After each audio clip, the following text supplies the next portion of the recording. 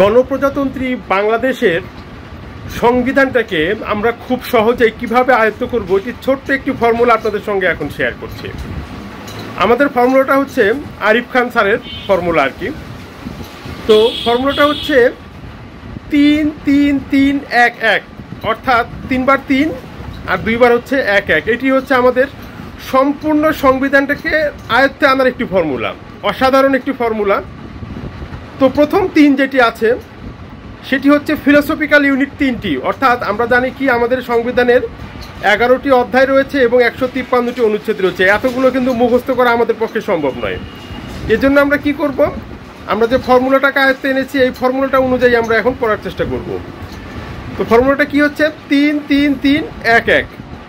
তো প্রথম 3-এ কি হচ্ছে ফিলোসফিক্যাল ইউনিট, অর্থাৎ সংবিধানের প্রথম 3টি অধ্যায় হচ্ছে আমাদের ফিলোসফিক্যাল ইউনিট। এর মধ্যে কি থাকবে, প্রজাতন্ত্র, রাষ্ট্র পরিচালনার মূলনীতি, আর হচ্ছে কি মৌলিক অধিকার, একটু ফিলোসফিক্যাল টাইপের।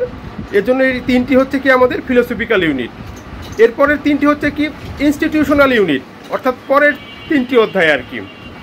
তো চতুর্থ অধ্যায়ে কি আছে আমাদের নির্বাহী বিভাগ। নির্বাহী বিভাগ হচ্ছে বাংলাদেশের রাষ্ট্র পরিচালনার জন্য ব্যুরোক্রেসির যত উপাদানগুলো রয়েছে, অর্থাৎ রাষ্ট্রপতি, প্রধানমন্ত্রী থেকে শুরু করে সাংবিধানিক বিভিন্ন পদের বা রাষ্ট্র পরিচালনার যে পদগুলো রয়েছে এগুলো হচ্ছে আমরা কি নির্বাহী বিভাগ, চতুর্থ অধ্যায়। পঞ্চম অধ্যায় কি আছে আইন বিভাগ, অর্থাৎ সংসদ, যেখানে আইন প্রণয়ন করা হচ্ছে। তারপরে কি আছে বিচার বিভাগ, অর্থাৎ পরবর্তী 3 ভাগে আমরা কি পাচ্ছি 3টি অধ্যায়, চতুর্থ, পঞ্চম এবং ষষ্ঠ।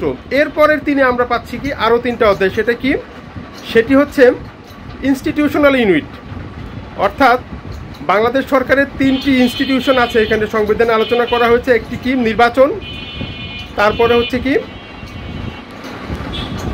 নির্বাচনের পরে রয়েছে কি মহা হিসাব নিরীক্ষক ও নিয়ন্ত্রক।